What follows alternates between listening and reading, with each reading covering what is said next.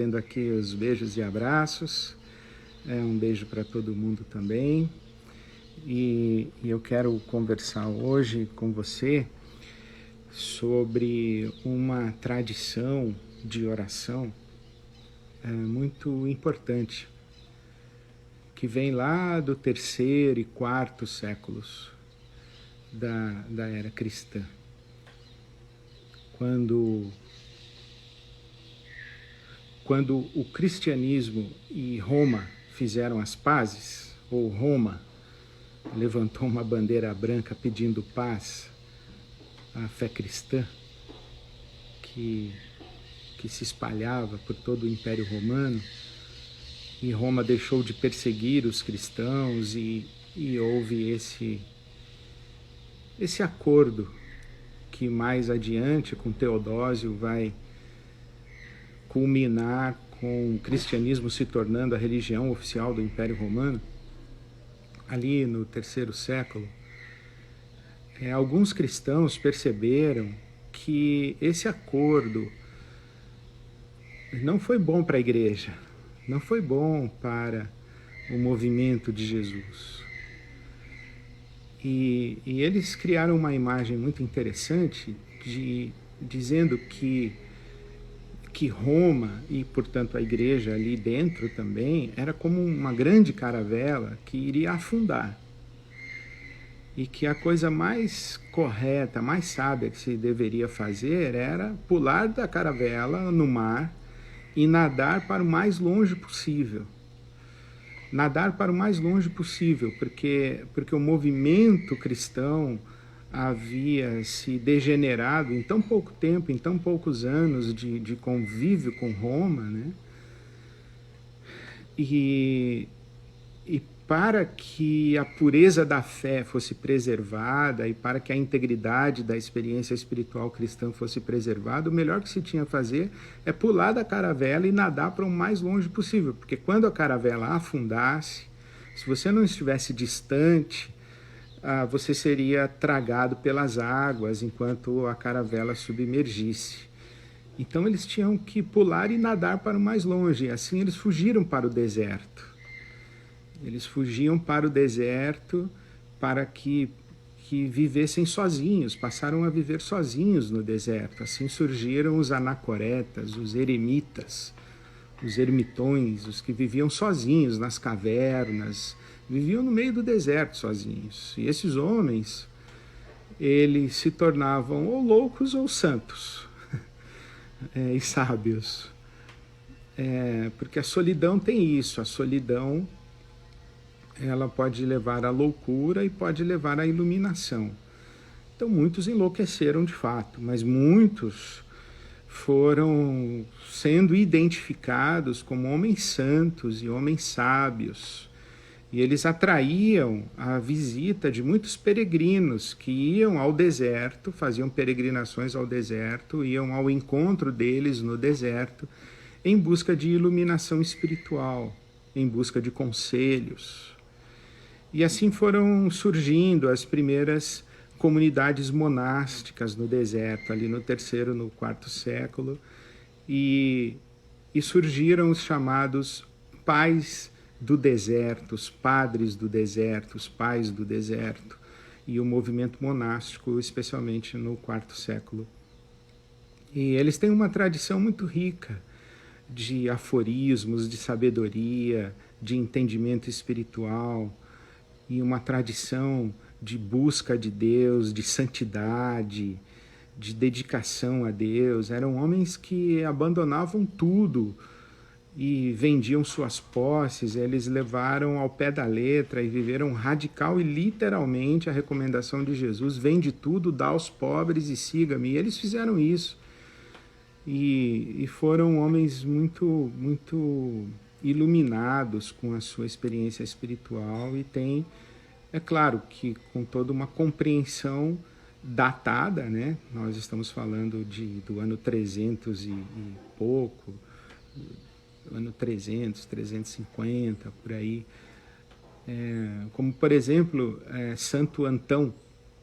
Santo Antão, que é chamado o pai de todos os monges, Ele viveu entre 251 e 356. Ele morreu com 105 anos, o Santo Antão. E ele tem uma imagem muito interessante que é sobre esse combate espiritual. Santo Antão é muito conhecido pelos combates espirituais dele com os demônios. Ele diz que no deserto a gente enfrenta os demônios. Isso é uma figura bíblica. Jesus é tentado no deserto, né? Jesus passa pela sua tentação no deserto. Então, Santo Antão é muito célebre pelas suas lutas com os demônios, com o diabo. Há muitas histórias dos seus combates espirituais, mas ele tem uma imagem muito interessante. Ele diz que a nossa alma é como uma casa onde os demônios entram e saem a hora que querem. Eles estão muito à vontade, eles entram e saem. Até que nós acordamos e discernimos isso e resolvemos colocar ordem na casa, e nós expulsamos esses demônios e resolvemos fechar as portas e as janelas e colocar a nossa casa em ordem. O que também é uma figura bíblica. Jesus fala a respeito da importância de expulsar os demônios da casa, e que ele é a autoridade para expulsar os demônios da casa, e a casa não pode ficar vazia, porque os demônios voltam 7 vezes piores, ou em número 7 vezes maior. E Santo Antão diz que quando a gente resolve assumir o controle da casa e expulsar os demônios, eles não nos dão tréguas. Eles assolam as nossas portas e janelas com muita violência, com muita intensidade. Eles batem, fazem barulho, gritam, porque eles querem o território de volta. Até que eles percebem que nós estamos resolutos, estamos decididos, e que a casa tem dono, que a casa tem um senhor. E é claro que em toda a nossa tradição cristã, o senhor da nossa casa é Jesus, é ele a autoridade sobre todo o universo espiritual. Mas na sabedoria dos pais do deserto, eles estão falando de demônios como seres espirituais, mas eles estão falando também de demônios como os nossos pensamentos, os nossos sentimentos, as nossas emoções. Evagrio Pôntico, por exemplo, é um destes pais do deserto. É ele quem estabelece a primeira lista de vícios, que vai dar origem depois, com Gregório Magno, aos 7 pecados capitais: gula, ira, luxúria, vaidade, orgulho, preguiça, assídia, né, que é a preguiça. Então, assim, os demônios, eles têm essa forma, eles dentro da gente, né, eles causam uma confusão emocional, mental. A gente se percebe como que o nosso mundo interior fosse um labirinto de pensamentos e sentimentos, e a gente se perde dentro disso. É como se fossem, como se tivéssemos dentro de nós muitas vozes sendo pronunciadas, né? E a oração, essas imagens todas, eu aplico para a minha vida de oração. A oração é uma experiência de colocar em ordem o nosso mundo interior, de submeter as muitas vozes à autoridade de Jesus. Jesus diz em João capítulo 10, as minhas ovelhas ouvem a minha voz e me seguem. Então, discernir entre tantas vozes, né, a voz de Jesus é uma experiência da oração.